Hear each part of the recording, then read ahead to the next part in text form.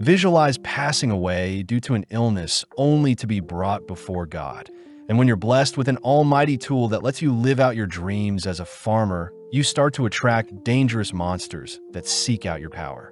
The anime follows our MC, Hiraka Machio, a 39-year-old man who had fallen ill and passed away due to his terminal illness, only to be brought before God.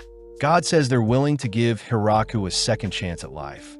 And when God asks if there is anything Hiraku wants in particular, Hiraku says he wants to try farming in his new life.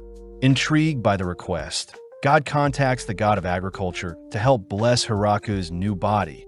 And to top things off, Hiraku is granted the almighty farming tool to make his life easier. Just like that, God sends Hiraku into his new body, waking up in a mysterious forest only to jump with joy seeing as he feels great in his new body. With his dreams of a farmer flashing through his mind, Hiraku scans the surrounding forest, only to question what he should do. Remembering the almighty farming tool he was given, Hiraku magically conjures a hoe only to begin breaking apart the soil beneath him, surprised to see the dirt is quite soft and fluffy. Realizing that he needs to find food and water to survive, Hiraku tries listening for any water stream nearby, but sadly only the rustling of leaves can be heard. When Hiraku begins trekking through the forest, he fails to find any edible plants, suddenly turning as he hears something scurry by him. Seeing as dangerous animals may reside in the forest, Hiraku speeds up his search only to bump into a massive tree where he marks as his home base. Even after searching for a while, Hiraku fails to find any water nearby, choosing to rely on some dowsing rods to help locate any underground water sources. Funnily, the dowsing rods don't work, leading Hiraku to conjure a shovel with his almighty farming tool, realizing that the almighty tool can morph into any basic farming equipment he desires. Interestingly, Hiraku sees that he can dig forever without getting tired, choosing to burrow deep underground until he strikes gold in the form of a water source. Back on the surface, Hiraku says he doesn't feel hungry at all, grateful for whatever blessings God gave him. Seeing as it's still too dangerous to venture into the forest, Hiraku begins clearing up the area around his base with his mighty tool, only to run into a tree that is in his way. Calling for an axe, Hiraku charges up a swing to chip away at the tree, but monstrously a single swing takes down the entire tree. Hiraku is amazed by the power of the almighty farming tool, swiftly conjuring a hatchet to help process the tree, and magically it slices and slides through the tree trunk like butter. Working throughout the day, Hiraku gathers his lumber into a pile, reasoning that he should start building a home, but fears he doesn't have any nails or adhesive to bind the wood together. With the sun beginning to set, Hiraku tries calling for some matches to start a fire, but sadly nothing happens. Racking his brain for an alternative solution, Hiraku conjures a magnifying glass, but sadly the sun has set before he can put it to use. Choosing to carve a hole in the massive tree, Hiraku spends his time carving some utensils with a chisel, only to be mesmerized by the two moons in the night sky. Having stayed up all night to experiment with different wood carvings, Hiraku rehydrates the next day using his underground water source, only to finally start a fire using his magnifying glass. Spending several hours clearing out more of the surrounding scenery, Hiraku says he doesn't feel fatigued whatsoever whilst using the almighty farming tool, but fearing that his exhaustion may catch up to him, Hiraku begins making plans to hunt for something. Right on cue, a ravenous-looking bunny rushes towards Hiraku, and before he knows it, he slays the creature, choosing to roast it over his fire for his first meal in this new world. Although the roasted bunny wasn't the tastiest, Hiraku continues setting up his home base by installing a wooden toilet with a decent filtration system, and with some added walls and a roof over the toilet. Hiraku can finally relieve himself in peace. Getting back to work, Hiraku begins tilling the soil in preparation for his farm. And as he works throughout the day to create 3 soil patches, he realizes that he doesn't have any seeds to grow. A little annoyed, Hiraku stuffs himself with any leftover rabbit only to head to bed. But when he awakens the next day, he is surprised to see several sprouts growing in his soil patches. Wondering if the almighty farming tool helped with this miracle, Hiraka gets fired up to nurture his new plants as he begins creating a ditch and adding some fencing to prevent wild rabbits from invading his patches. Moving forward a few days, Hiraku is seen expanding his farm and finishing up his fencing around his home, only to wonder if the rabbits he's been slaying have been trying to hunt him. Regardless, Hiraku uses his almighty tool to help water his plants, noting how they grow faster with the almighty tool's touch. In the coming days, Hiraku finally finishes creating his first small hut. Hiraku is proud that the entire structure was made out of wood, spending his nights in the hut and away from the monsters that lurk in the forest, only to continue nurturing his farm during the day. Interestingly enough, Hiraku runs into a pair of dogs on a particular day, and seeing as they don't seem to be hostile, Hiraku invites them into his home. Having slain a giant boar, Hiraku spares some of the meat he harvested, only to notice one of the dogs is currently pregnant, suspecting that the canines are looking for a safe place to give birth. Hiraku says he always wanted a pet dog, but out of nowhere the female dog begins to writhe in pain, signaling to Hiraku that she is about to give birth. Quickly taking the dogs to his hut, Hiraku reasons he should fetch the dog some water, and seeing as the female dog is in pain, Hiraku places a fire outside the hut for the dogs, all whilst he spends his night back in the hole in the tree. Hiraku says it's a relief that the giant boar he slayed didn't find the dogs first, and as Hiraku knocks out for the night, he awakens the next day to a pleasant surprise, with the female dog managing to give birth to 4 smaller pups. Hiraku celebrates a successful delivery by feeding the dogs some fatty meat, and as some more time passes, the dogs eventually become fond of living with Hiraku. Hiraku chose to create a separate, bigger home for himself, whilst the dogs were given a small hut. Plus, it seems some of Hiraku's plants are finally sprouting, with his first harvest containing tomatoes. Over time, the dogs would help hunt monsters and guard Hiraku's farm, leading Hiraku to begin naming them, starting with Kuro for the father dog and Yuki for the mother, whilst the children were called Kuro 1, Kuro 2, Kuro 3, and Kuro 4. With even the dogs enjoying the vegetables he grows, Hiraku says he needs to build a storage room and build more furniture and tools to make his life easier, excited to see what is to come in the future.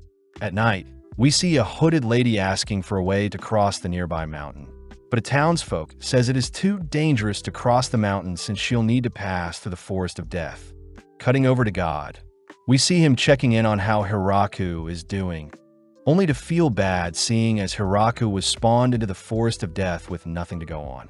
Luckily, Hiraku is doing pretty well, having managed to grow potato, onions, tomatoes, and cabbages with the help of his almighty tool, and strangely whatever plant Hiraku was thinking about when he was tilling the soil was ultimately the plant that began magically growing after using the almighty farming tool.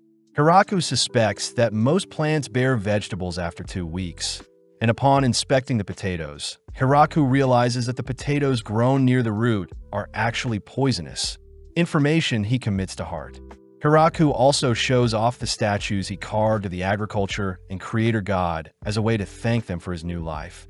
And as Hiraku sits down for a stew he created with his homegrown vegetables and the meat he hunted and drained, Hiraku says he could definitely use some seasoning to spice up his meals.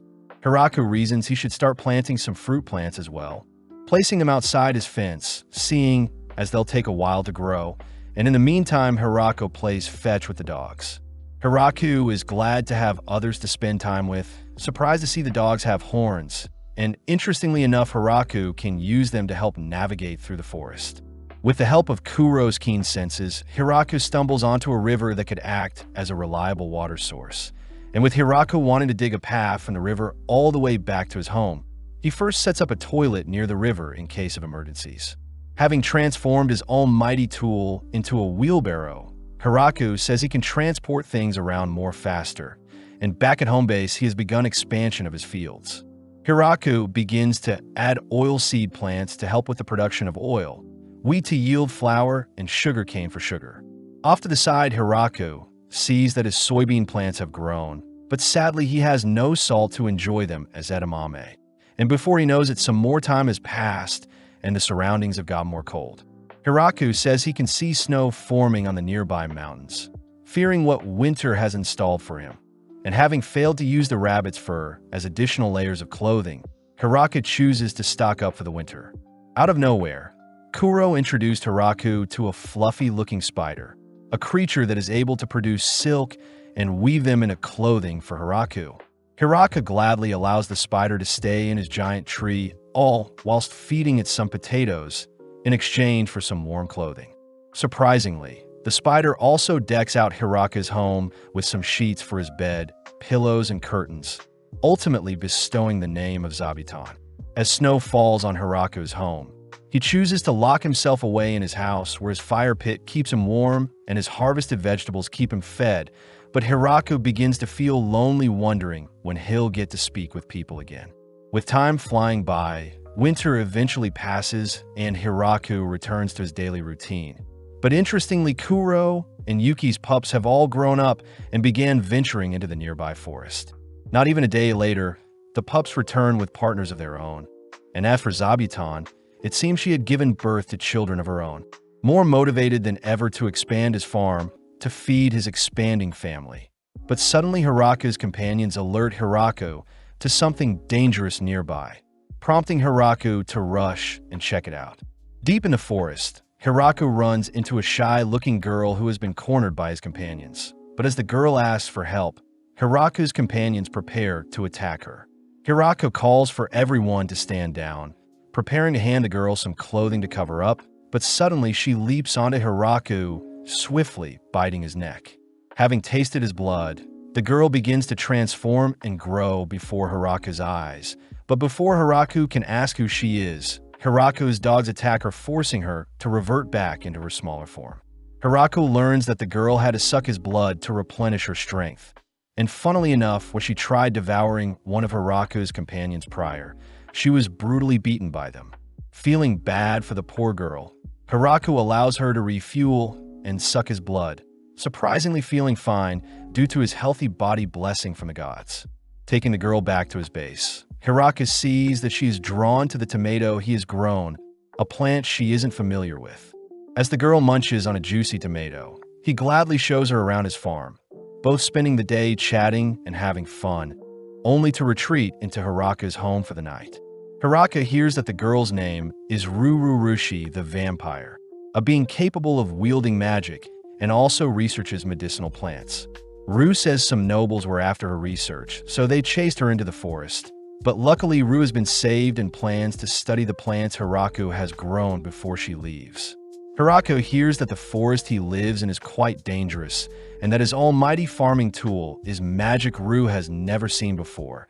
But seeing as it's the perfect chance, Hiraku begs Ru to stay with him forever as he doesn't want to be lonely. Flustered by the proposal, Ru cries that she's a vampire, but Hiraku could care less as he wants someone to spend the rest of his life with. Funnily enough, Hiraku gets embarrassed having realized he has just confessed his love to Ru, but Ru doesn't mind agreeing to live forever with Hiraku. The next morning, Hiraku is back on his farming duties, warmly greeting Ru, who has just awoken.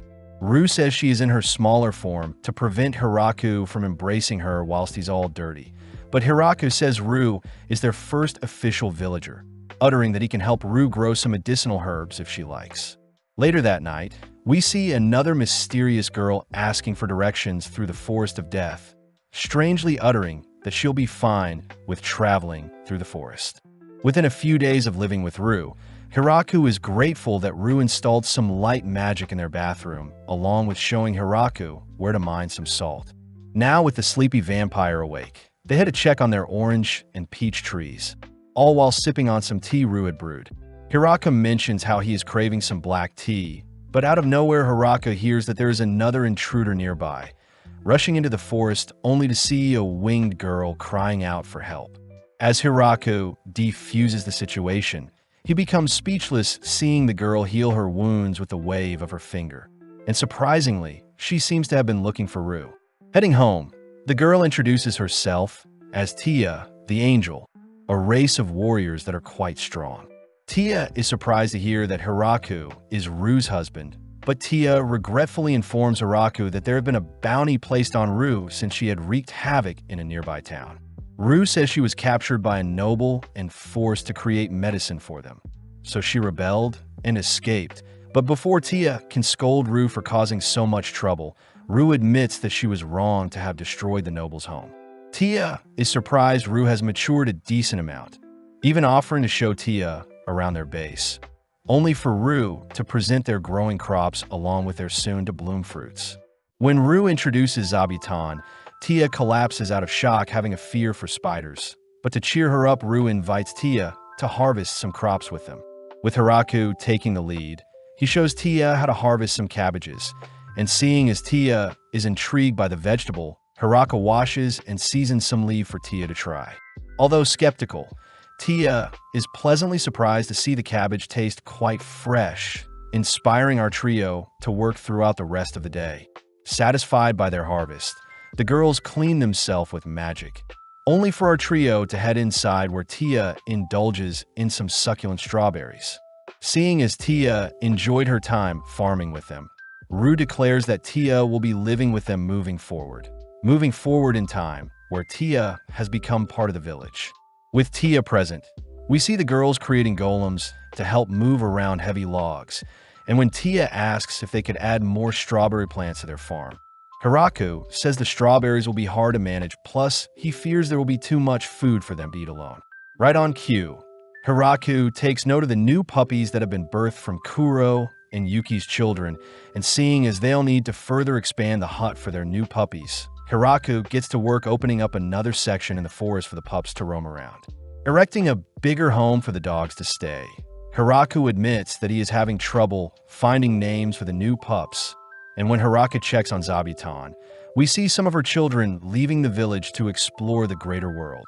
Hiraku is glad to see some of Zabuton's children have remained behind, and with Tia asking for permission to leave for a few days, she magically returns with a group of elves who introduce themselves as Ria, Leaf, Lickit, Lisa, Lily, Lita, and Lise. When the elves try asking if they can live with Hiraku, Hiraku wonders if he should refuse, but Tia reveals that the elves originally lived up north, but a war amongst humans wiped out their village. The elves that survived now roam the land with no place they can call home, and with both Tia and Rue begging Hiraku to accept the elves as their family, Hiraku eventually gives in. When Rue shows off Zabuton and the dogs that also live on the farm, the elves faint as they also fear such scary creatures. But seeing as the elves need a home, the gang begin preparations. Starting off by clearing some land and building a toilet for the elves, the girls are able to coordinate and work together to construct a massive wooden home in the span of 10 days, a feat Hiraku would have never been able to accomplish alone. Heading inside, the girls chat in the living room, while Hiraku admires the building to house 2 storage rooms on opposite ends of the house and a central living area, with 2 floors completely lit with light magic. Exploring the second floor, Hiraku sees that the entire floor is filled with rooms for the girls, wondering if the elves will like it here. Within a few days, Hiraku is glad to see the elves getting used to living on a farm. But when speaking with Ria, Hiraku is surprised that elves aren't beings that love spending time in nature and forage to survive. Ria says people shouldn't underestimate the harsh conditions of nature. And even more surprisingly, Ria says she wants to start mining and doing some blacksmithing as repayment to Hiraku for giving them a place to live. Not even a day later, we see the elven girls constructing a furnace, and as Ria beats away at some hot metal, she presents to Hiraku a metal pot. Hiraku is amazed at the elves' knowledge, surprised that Ria is around 400 years old whilst their youngest is around 300 years old, but the girls seem to be interested in reproducing now that they've found a place to settle down. That evening, whilst Hiraku and some of the girls are doing their daily harvest, we see Ria ask permission to use some of the flour they had created from the wheat they grew, hinting that they have something special in mind they want to create. Getting to work, we see the elves sifting and baking some dough, only to show off some freshly baked bread they created with the help of some natural yeast. But as the gang stuff their faces with the bread, Hiraku asks if the land they're on belongs to anyone. Thinking for a bit, Rue says technically the demon lord owns the land, a revelation that haunts Hiraku. Rue reassures Hiraku that since he refurbished and refined the land himself, he will have full ownership of the land. And as we cut to later that night, we see Tia chatting with Ria and Rue. Tia says it's amazing that Hiraku was able to tame so many inferno wolves and even a demon spider. As the girls praise Hiraku for making it so far with so little knowledge, we see Hiraku spending his night carving some more wooden utensils, only to wonder if he could ask Ria and the elves to help with building the waterway between his village and the lake he found prior. With the next day arriving, we see Hiraku run into Zabuton, only to see that she has captured a bee. Zabuton says the bee will be of good use to Hiraku, prompting Hiraku to set up a little house for the bee to set up their nest. After 10 days, Hiraku sees that the queen bee has already compiled together its nest, and seeing as worker bees have already populated the nest, Hiraku gets excited to harvest some honey. When Tia arrives to ask something of Hiraku, she suddenly flees, seeing bees have swarmed Hiraku. But as we cut to later that day, we see Hiraku showing Ria the reservoir he built. Ria hears that Hiraku still needs to draw the water into the reservoir from the nearby lake, and seeing as they can't use stone nor wood to create the waterway, the duo settle for some compact dirt as their material of choice. As the elves help with production, the gang end up constructing a water gate atop the waterfall along with a waterway that leads back to the reservoir, and within a few minutes the gang are able to fill their reservoir with water. Interestingly, Hiraku sees that several fishes have been caught in his water gate, even running into a gigantic fish that he brings home to roast. Tia and Rue are shocked to see Hiraku nonchalantly grilling such a horrific-looking fish, and with Hiraku confirming that the fish is edible and tastes like salmon, he beckons Tia and Rue to give the fish a go. Instantly, the fish is a hit amongst the village, but most of their caught fish was ultimately soaked in salt and left to dry in the storage room. When Hiraku sees that his rice plants are growing fine, he declares that they'll be creating a rice paddy, immediately getting to work as he clears up some space for their new paddy. Unleashing some water into the paddy, Hiraku instructs the girls to get their feet wet as they'll be planting some seedlings alongside him. Working in tandem, they manage to populate the area, and in the blink of an eye, the seedlings sprout into rice plants. With the girls helping to reap the crops, Hiraku sets them out to dry all day, only to gather them in the girls' dorm that evening. Now moving on to the processing stages, Hiraku begins extracting the rice from the crops, gleefully celebrating as he scoops up a handful of rice. Outside, Hiraku begins cooking the rice, a sight that confuses the girls. After a few minutes, Hiraku unveils the hot, steamy rice, shaping them into rice balls only to hand them out. With each bite, the girls are struck by the fluffy rice, only to be surprised by the salty fish filling Hiraku added, satisfying Hiraku as he's happy to see the girls enjoying his cooking. As days pass, we see Hiraku and the elves tending to their rice paddy, and after each session, the elves clean themselves off with magic. Jealous, Hiraku gets started by mapping out a plan to construct a bath, and seeing as they'll need a furnace and changing room, he employs the help of the elves. Starting off with a furnace, Hiraku eventually moves on to creating a tub big enough to fit multiple people. Couple this with some stools and buckets for the washing area. Hiraku does fear that they'll be dumping dirty water back into the river, but Tia says they can simply use slimes to help purify the water waste, as slimes eat any and everything. With Tia gathering some slimes for the village, Hiraku puts them to work by having them help filter out any dirty water they have in the village. And before Hiraku can warm up the bath with some firewood, he notices mushrooms growing from the wood he gathered. Hiraku remembers Rue pointing out how hard it is to distinguish between poisonous and safe mushrooms, whilst Ria and her elves love cooking and eating every mushroom they find. As for Tia, she had offered to eradicate every mushroom in their vicinity. Before Hiraku can experiment with the mushrooms he has found, he chooses to explain to the girls how to properly take a bath, but the girls ask that Hiraku demonstrate it instead. Seeing no other way, Hiraku starts by unclothing himself only to rinse and clean off his body, swiftly heading into the bath, all whilst the girls watch. Hiraku is immediately swept away by the luscious warm water, glad to have been given a second chance at life, but suddenly the girls follow Hiraku's instructions and begin washing themselves off. In mere moments, the bath becomes populated with the girls, but Hiraku can't help but feel tense seeing as he can no longer enjoy a nice bath alone. The next day, Hiraku sees that more mushrooms have grown on some of the wood he had left out. But before he can make plans to eat them tonight, he sees that 5 more elves are seeking refuge in his village. Introduced as Lafa, Lhasa, Lalasha, Lalu, and Lami, Hiraku says he is happy to take them in, but they'll need to build a new home for the girls to live in. Ria takes charge and cries that they'll all finally be able to repopulate with Hiraku's help. But off to the side, we see Kuro commend Hiraku for attracting so many women. Kuro says he had always been a lone wolf who roamed the nearby forest, but when he met Yuki, he instantly fell in love with her. On one fateful day, Kuro and Yuki were attacked by a grappler bear, the king of the forest that brought both Kuro and Yuki to the brink of death, but strangely the bear chose to spare the duo.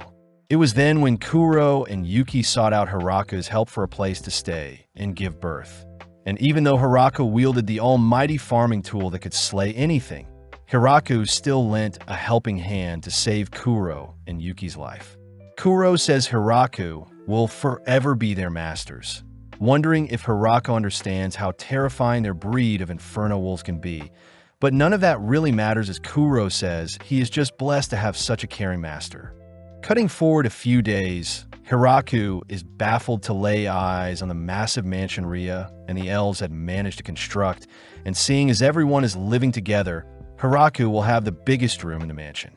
Heading into the main hall, Ria first shows Hiraku his portion of the house, only to move to the opposite side of the building where she shows off the kitchen and an outdoor cooking area.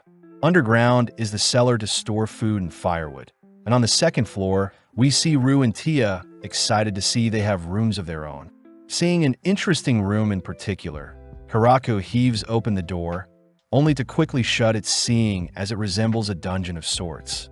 Taken to the massive window overlooking the massive tree, Ria says she can change and add anything if Hiraku has any complaints, but suddenly getting an idea, Hiraku chooses to add statues of Kuro and Yuki at the entrance of their home. After some field work, Hiraku gets set up with the ingredients to make curry, a food item that intrigues Tia and Rue. Taking the girls outside, they're surprised to see so many plants they've never seen before, but Hiraku says most of the plants have been preserved thanks to his almighty tool. Heading over to the cumin plants, Hiraku grabs a handful of dried out seeds. Next up is turmeric, where the girls help dry out. Before they leave, Hiraku stocks up on coriander seeds, cilantro leaves, black peppers, and cayenne peppers, but strangely the coriander seems to scare off Yuki and Kuro, a plant Rue says needs to be studied. Back at home, Hiraku sees that Ria is his only helper, starting off by frying some rabbit meat. Whilst Hiraku grinds up the seasoning, he instructs Ria to remove the meat once they've turned golden brown, only to place the cumin into the juices left behind by the meat. Immediately the duo are struck by a sweet aromatic scent, and upon adding the vegetables to saute in the juices, we see the aromas attracting everyone. Finally dumping in the spices and the meat back in, Hiraku leaves the curry concoction to simmer, but suddenly he realizes he forgot to make naan bread. Seeing as rice could be their backup plan, Hiraku and Ria rush to gather some dough, only for Hiraku to begin cooking them by sticking them onto a hot pan to puff up. As the sun begins to set, we see Hiraku serving everyone some naan with their curry, and with Hiraku instructing everyone to scoop up the curry with the naan, the girls instantly fall in love with the rich flavors from such a meal. Seeing the girls all gathered for seconds, Hiraku celebrates a successful dinner, and with winter already rearing its head, we see Hiraku hard at work stocking up for the storm ahead of them. This time, Hiraku remembers to hand Zabuton some potatoes before she goes into hibernation during the winter, happy to exchange the food for some extra blankets. Passing by Ria, Hiraku sees that she is still working on expanding her blacksmithing forge. As for Rue and Tia, they're focused on drying out the meat to preserve and eat over winter. Hiraku proudly shows off his snow storage, containers that store any leftover vegetables, and by covering them with sheets and allowing snow to form over them, the vegetables will be able to be frozen and preserved over winter. Seeing Rue brandishing her magic, Hiraku tries conjuring a spell of his own, but nothing happens. That night, Hirako hears that low-tier ignition spells will be his best bet at learning magic, but he'll still need to study magic to pull it off. Rue points out how amazing Tia is for being able to create and control multiple golems at once. And before Hirako can praise the other girls for being so talented compared to himself, Rue declares that Hirako is the most impressive of them all. With winter arriving and snow plaguing their land, we follow Hirako carving some board games in the form of reversi, chess, and mahjong for the gang to indulge in. With Hirako teaching the girls the rules for reversi, Rue immediately challenges Tia to a game, but within a few moments Tia easily begins to dominate Rue. When Rue tries flipping the board to restart their game, Tia employs some magic to revert her foul play, and when Hirako checks on the others, he sees everyone deeply focused on their matches. When Rue tries challenging Kuro, she is instantly defeated by the genius dog. Sitting down for a game of mahjong, Hirako tries avenging Rue's honor, but sadly Kuro and the girls wipe the floor with him, leading Hirako to create a bowling game to get the gang more active. With the gang spending all of their time indoors playing games and sharing meals together, winter flies by quickly, and with spring arriving, Hirako rushes to greet the warm sun. Hirako says they need to continue planting their crops to revitalize their farm, but out of nowhere Hirako detects a monster flying towards their home, a creature the girls recognize to be a wyvern. With a massive howl, the wyvern ruptures the air currents in the skies, and when it begins charging up a fireball, Rue and Tia are forced to erect defense spells to halt the projectile. With Ria and the elves rushing to help stoke out any flames caused by the impact, we see Hirako racking his brain for a way to slay the beast before him. And as he thinks deeply, we see his almighty farming tool morph into a glowing spear. Without hesitating, Hirako launches the spear towards the wyvern, all watching as the wyvern projects several barriers to slow down the projectile. But monstrously, the spear pierces the barriers and clips one of the wyvern's wings. Calling back his spear, Hirako heaves it once again at the wyvern's stomach, officially plucking the monster out of the skies. Rushing over to inspect the corpse, Hirako confirms the creature is unconscious, hearing that encountering such large creatures are actually quite rare. Hirako wonders if someone had sent the wyvern to attack them, but the girls say no one would willingly send in such a magical creature to disturb their land, prompting Hirako to declare they'll feast on the creature. Seeing as wyverns are a delicacy even amongst nobles, Hirako whips up a simple steak, some wrapped-up meatballs, and some wyvern stew, all food items that the girls thoroughly enjoy. With everyone glad that things were resolved without issue, Rue asks if Tia would be able to block Hirako's powerful spear, but Tia says she would stand no chance against such a weapon. The girls are glad that Hirako isn't a bad person, but as we cut to the Demon Lord's castle in the Kingdom of Galgardo, we follow 3 of the 4 generals of the demon army chatting. Bizzle Chrome reveals that a wyvern was decimated by someone with only 2 attacks, news that baffles both Randon and Glatz, but Bizzle says they must remain calm and handle things. At the same time in Gatekeeper Dragons, Drime's lair, we see the blue dragon Doremu asking Gucci if he could survive Hirako's spear attack, but Gucci says there would be nothing that could defend against such an attack. The next day, we see Hirako yearn for the taste of alcohol as it would pair well with their wyvern meat. And with the girls excitedly plucking some grapes to make wine, we see them instructed to stomp and squash the grapes. Hirako says he'll be catching the juices in barrels, prompting the girls to begin their march. But as they begin circling around each other, Tia accidentally slips and falls. With the girls remembering one of the songs they used to sing in their village, they all begin singing and dancing to the beat of the song, allowing everyone to sync up with each other's movements. As Rue forces Hirako to join on the fun, we cut to later that evening where the gang have collected 16 barrels full of wine, exciting the girls as the wine needs to ferment before they can indulge in it. Zooming out, we see God being scolded by the goddess of creation for giving a human such a powerful spear comparable to the holy lance of Grime. The goddess of creation says thanks to Hirako's perfect body that God gave him, he can infinitely use such an overpowered weapon. And to top things off, the goddess of agriculture says the statue Hirako carved for her is of an old man, revealing to us that God is actually her father. Strangely, the next day, we see Hirako once again alerted to an intruder in the forest, only to stumble onto Flora, Rue's younger sister. Immediately, tension is high since Tia is already threatening to snuff out Flora, but Hiraka says Flora is free to stay with them, hearing that Flora was only visiting to check in on Rue. When Flora wonders if such a weak man is worthy of wedding her sister, Rue utters that Hiraku is actually the master of multiple inferno wolves and even took down a wyvern himself. Hiraku is surprised himself that Kuro and the other wolves are actually powerful creatures. But to make up for Kuro attacking Flora earlier, Hiraku serves Flora a hearty meal. Flora is enthralled by the plump tofu, intrigued to hear that food items like cheese and wine can be fermented for a more rich taste. As Flora wraps up her stay with the gang, she says she'll spread what she learned to others at home, but not even a month later Flora returns with several maids. And the head maid personally introduces herself, only to show off some cows that can help with milk and cheese production. But off to the side, Tia realizes that the village is filled with vampires, elves, wolves, and spiders, but none of her own kind.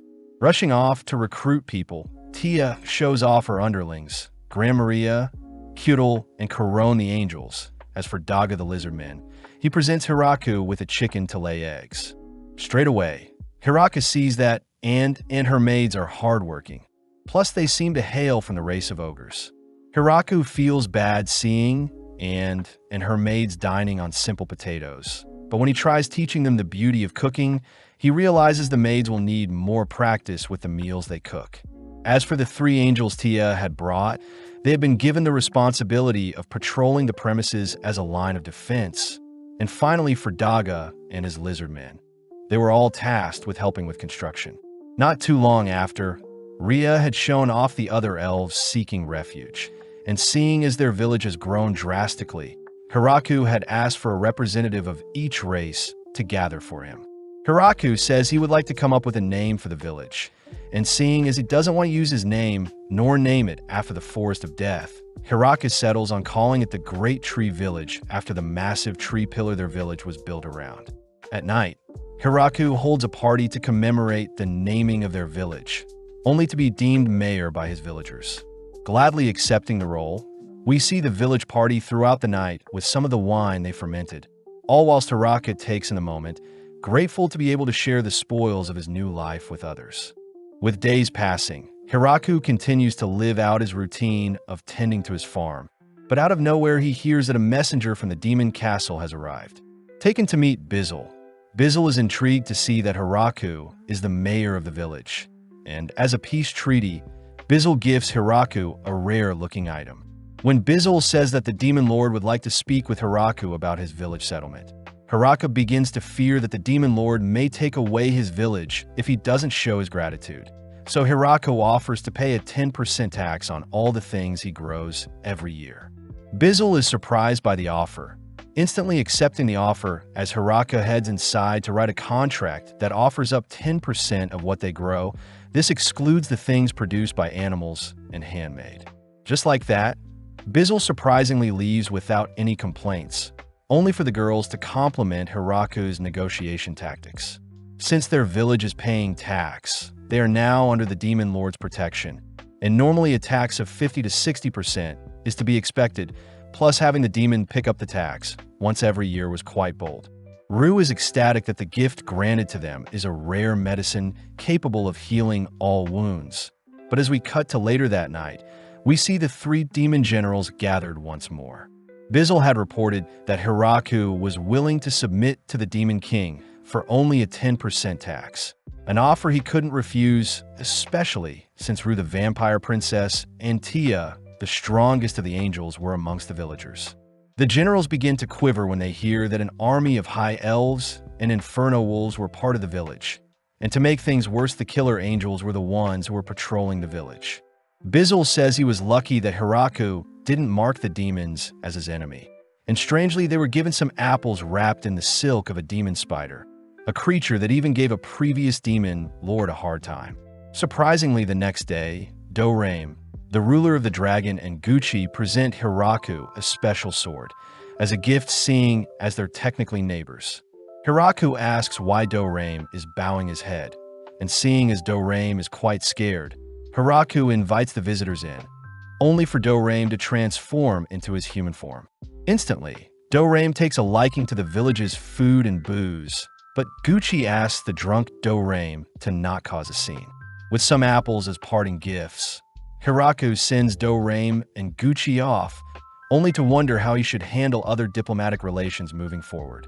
The next day, Hiraku says he wants to build a separate guest house for people who visit, and combined with Ria's expertise, the elves get to work constructing a secondary home to house 30 visitors at max capacity. Hiraku also begins changing the way they greet visitors, as it's not cordial for Gran Maria nor the lizard men to capture and drag the visitors to their village. Hiraku suggested that they have a welcome party filled with villagers for each race, and Flora and Rue would be tasked with spying on them throughout the day in case they were up to no good. Within a few days of preparation, the village received some visitors, people that came from the Howling Village east of the forest. When Garf tries introducing himself, Rue chooses to welcome them, asking if everyone present is part of Garf's party. But when Garf says only 5 of them are in his party, Rue says she knows Garf is lying. With the Inferno Hounds sniffing out 2 other men, Rue reminds the men to behave whilst visiting, and seeing as they're here to establish relations as well, Garf and his men are taken to the guest house.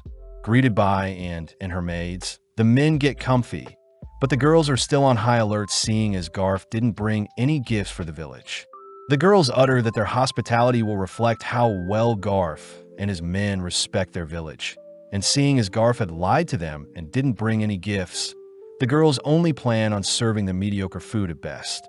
Luckily, Hiraku was able to convince the girls to serve them some wine, finally easing the mood as Hiraku asks to know more about the Howling Village.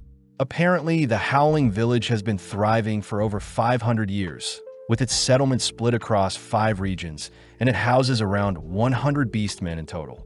Garf and his men are here to find new ways of trading to sustain their village, as they mainly hunt and mine. And with Tia charming the men, she learns that the 2 hidden men were backups in case something happened to Garf and the others. The next day, Hiraku gets down to business with Garf's trade proposal, hearing that Garf wants to trade raw goods and that Hiraku will need to travel to their village when trading. Hiraku reasons that he could use the dogs to help with transportation, and when Garf offers to trade ores, paints, and glass, Hiraku immediately agrees to exchange them for the crops they grow. Before Garf and his men depart, Garf apologizes for not bringing gifts as his village is quite poor, but Hiraku reassures Garf that it's fine. When their first trade with the Howling Village arrives, Tia is elected to travel to the village in place of Hiraku, and thanks to Dorame offering to give him a ride, their travel should take less than a day. Apparently Dorame has become a recent visitor, having brought various gifts in exchange for the wine the village fermented.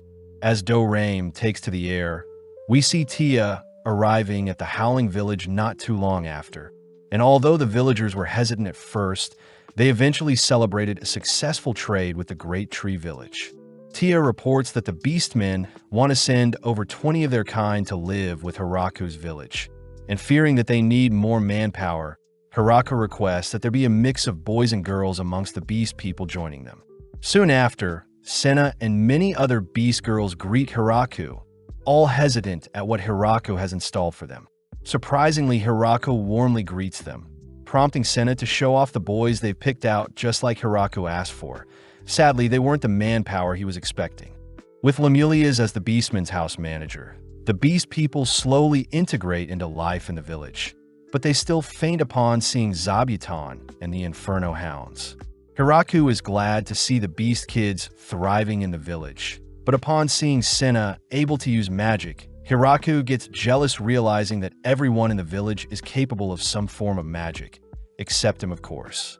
Before Hiraku can get back to work, he hears a report of a grappler bear and a bloody viper fighting in the forest, and seeing as their fighting may harm the village, Hiraku has Gran Maria escort him to the battle. Seeing the 2 colossal beings brawling in the distance, Hiraku orders for Gran Maria to fly in close to them, and within a few seconds Hiraku finishes slaying them. The angels are amazed at Hiraku's power, and seeing as he's hunted massive monsters, Hiraku gets to work whipping up some wine-braised grappler bear alongside some fired bloody viper. The girls are impressed by Hiraku's cooking, but Hiraku says he's still missing some sauce, choosing to visit Flora as he asks her for some medicine that can slay microorganisms. Flora gleefully hands Hiraku some medicine that will do the trick, only to report that her experiments into fermentation have not been going well, but Hiraku beckons Flora to continue trying. Choosing to retrieve some eggs, Hiraku gets to work whipping together the eggs with salt, vinegar, and oil to create mayonnaise. Whilst Flora is here, he asks for help with making miso, working together to boil and grind some soybeans into a barrel, only to set it to ferment for the next few months. At that moment, Rue reports that Hiraku has visitors, only to be taken to meet Donovan and his elder dwarves. Donovan says he wants some of Hiraku's wine, but the girls stop Hiraku from giving away their alcohol for free. Funnily, when Donovan offers to create unique alcohols from the crops Hiraku has grown, the girls suddenly change their minds. Getting to work, Donovan and his men put their expertise in alcohol creation to the test, only to present some corn whiskey to Hiraku. Grateful for the delicious alcohol, Hiraku eventually employed Donovan and his men as brewers for their village. And seeing as their village is growing even more, Hiraku holds a celebration to welcome them all. As the gang drink the night away, we see Hiraku glad to see that he is no longer the only man in his village, choosing to spend the rest of the night chatting with Donovan. The next day, we see Hiraku doing some field work only to suddenly spot a red-horned dragon flying towards his village. Unable to determine the dragon's intent, Hiraku watches as Dorame attacks the red-horned dragon, but strangely a second white dragon appears. Instantly, Hiraku tosses out his spear to scare the white dragon, but before he can slay the intruding dragons, Gucci cries out that the dragons are visitors.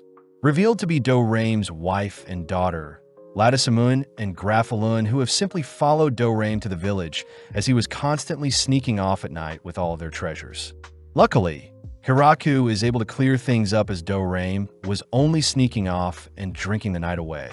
And before Dorame and his family can leave, Grafalun admits that she wouldn't be alive if she didn't evade the spear Hiraku tossed at her, seeing as they don't want such power to be their enemy. Grafalun orders Lastismun to befriend Hiraku and the village in order to prevent any altercations in the future, and with Lastismun being accepted as a villager by Hiraku, he ultimately gives her the name of Lasti. Although Lasti is given simple tasks, she is unable to complete them, seeing as her power as a dragon causes things to go wrong. Hiraku notices that Shuro and the other animals are quite on edge when around Lasti, and seeing as dragons are meant to be intellectual creatures, we see Hiraku put Lasti in charge of diplomatic relations for his village. When Bizzle went to the Great Tree Village to pick up some fruits, he became speechless upon seeing Lasti casually working amongst them. And when Bizzle reported the news back to the other demon generals, they all agreed that they needed one of their own to live amongst the villagers. Calling for Florem, Bizzle had instructed his own daughter to infiltrate and investigate the military power of Hiraku's village, a task Florem gladly accepts, seeing as she is quite confident in her powers. When Florem visited the village, she was shocked to see Lasti, the almighty dragon, greeting her. And when Lasti begins showing off the vineyard they had procured, Florem wonders what the Great Tree Village could be hiding. When a messenger from the Howling Village appeared, Lasti left Florem to explore the village, all whilst Lasti dealt with the messenger. But upon inspecting the people that lived in the village, Florem can't help but wonder why such opposing races like vampires, angels, and elves live amongst each other.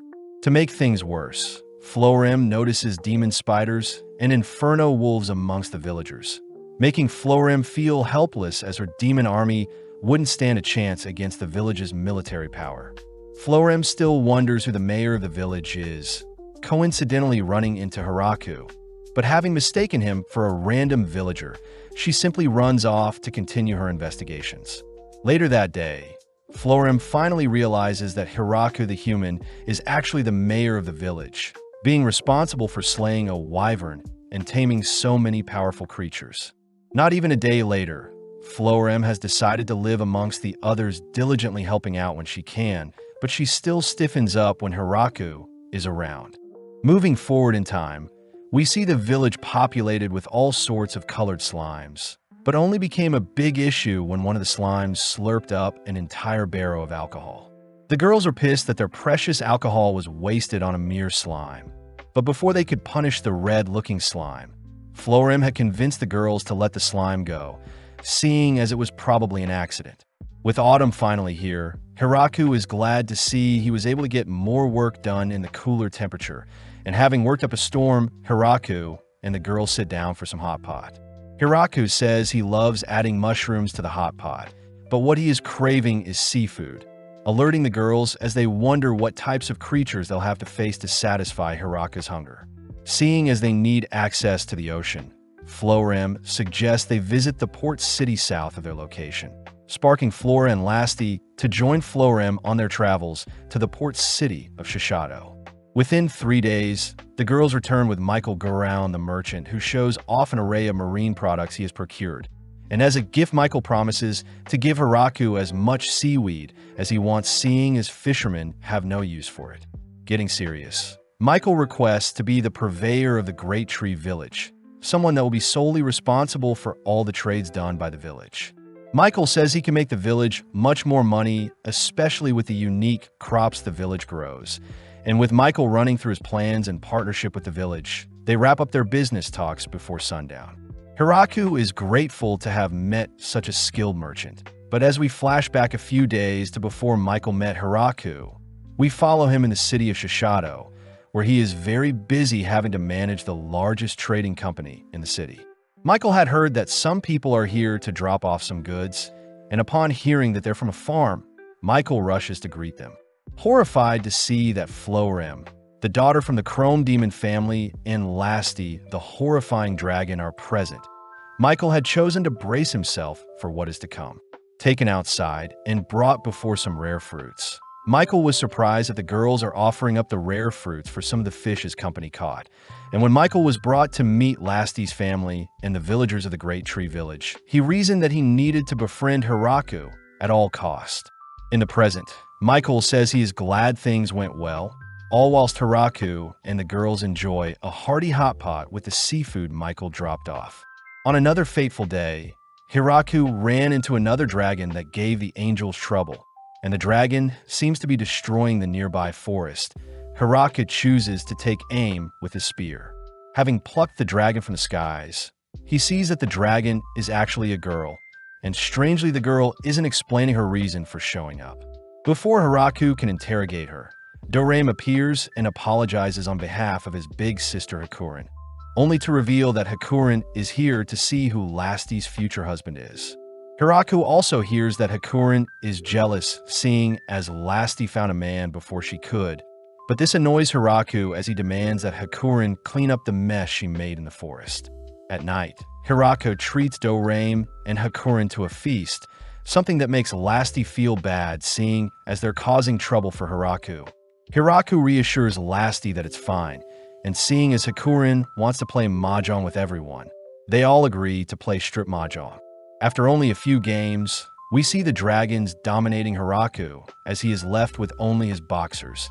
And with the final game being played, Hiraku is forced to utterly embarrass himself in front of the others. Back at the Demon Castle, we see that the demon generals have heard of Hakurin, the mighty dragon, gathering at the Great Tree Village as well. But Demon Lord Gargard seems to be more worried about his daughter, who has been ignoring him recently.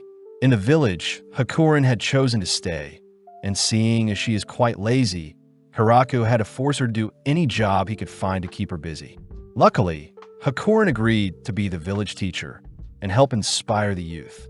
That evening, we see the Lamia girls, led by Junia, arrive at the village to ask for a truce. Apparently Shuro, along with various other hounds and spiders, had scared the girls out of their caves, believing it was a dungeon. And seeing as Hiraku wants to establish good relations with the Lamias, he chose to give the girls fruits in exchange for the gems the Lamia mined.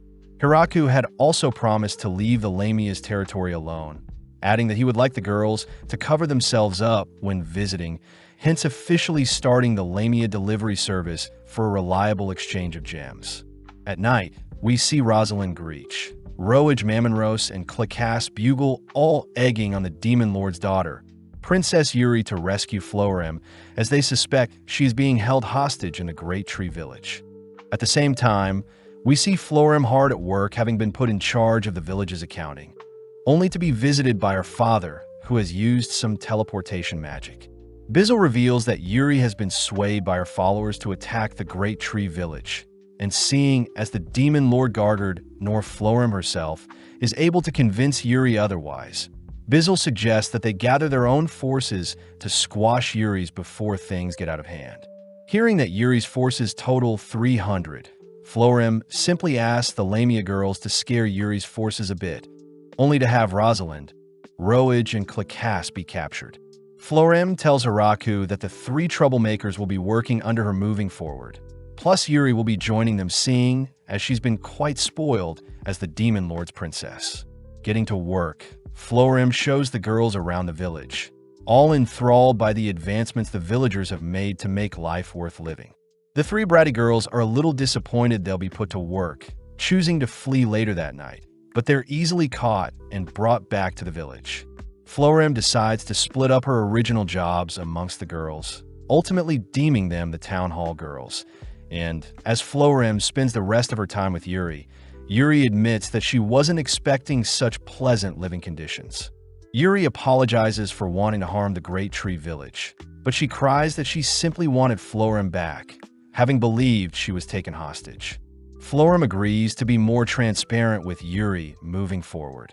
And later that night, we see that the Town Hall girls are getting used to their new lives, all whilst Rue seems to be having trouble with her transformation magic.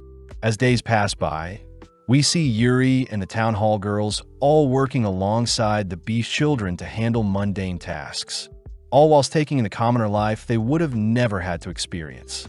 Not too long after, we see Bizzle arriving to pick up Yuri, sending her off with a basket of goods as she promises to visit every so often, surprised to see the Town Hall girls are choosing to stay, having taken a liking to the food and carefree lifestyle.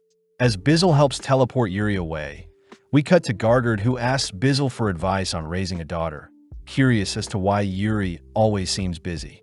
Bizzle suspects that Yuri will most likely mature and take a liking to politics, but Gargard wonders if Yuri has taken a liking to a man, something Bizzle shoots down immediately. With winter almost arriving, Hiraku is amazed by the amount they were able to harvest, but he fears they won't have enough space to store all of their goods. Last, he asks if they could send some food back to her parents, prompting Hakurin to ask if she could send some back to her parents as well. Hiraku hears that Hakurin's father lives far north whilst her mother lives far south, and Tia recognizes the dragons to be the infamous Emperor Dragon Dusu and Hurricane Dragon Raymiran. Apparently, Lasti was tasked with dropping off some food at Drime's lair, only to fly past her home to the city of Shishato, where Michael requested that Lasti help slay a creature disrupting his trades.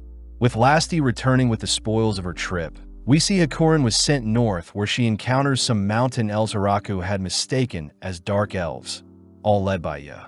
Ya feels bad for showing up out of nowhere, but Hiraku is already thinking of how he can accommodate their new villagers, exciting Ya as she offers to hunt down some food for the village. After several attempts at trapping monsters, Ya eventually returned empty-handed, only to see Hiraku attempting to create some pottery out of clay. Fascinated by the process, Ya eventually took over the role and became of use, as she was able to create various items with the technique she learnt from Hiraku. Around the same time, Ria had reported sightings of a dungeon north of their location, and fearing that it may be dangerous, Hiraku had sent out some elves accompanied by a lizard man, an inferno hound, and a spider to scope out the area. Before the sun sets, Hiraku squeezes in a quick bath in the men's bathhouse, enjoying his time with the kids that splash around, but outside we see Florem stopping the Town Hall girls from trying to get up and personal with Hiraku. When the elves returned from their travels up north, they revealed that a blood viper was living in the dungeon up north, and seeing as the blood from the viper would grant the elves vitality for their future relations, they all beg Hiraku to be given permission to hunt it. With winter arriving, Hiraka hears that Ru has fallen ill, a little anxious seeing as she is normally quite resilient. Ru says her fever will pass shortly, but when Hiraka hears that Ru has had a craving for sour foods recently, Hiraku remembers that the last person to fall ill and crave sour foods ultimately gave birth to a baby.